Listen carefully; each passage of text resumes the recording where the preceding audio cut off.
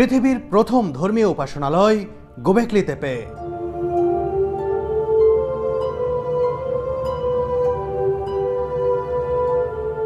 তুরস্কের উরফা শহরের অদূরে আবিষ্কৃত প্রায় 12,000 বছরের পুরনো এই উপাসনালয়টি তৈরি করেছিলেন প্রস্তর যুগের মানুষেরা।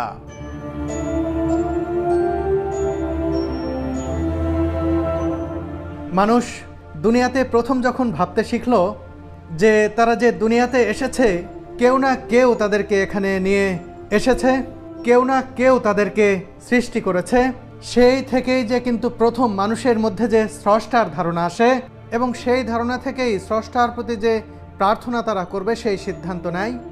সেই সিদ্ধান্ত মোতাবেক সেই প্রস্তর যুগে সর্বপ্রথম এখানেই এই ধর্মীয় উপাসনালয়টি স্থাপন করেছিলেন সেই সময়ের মানুষেরা। এই উপাসনালয়ের এক একটি ফলক যেন মানব সভ্যতার ইতিহাসের এক একটি দলিল।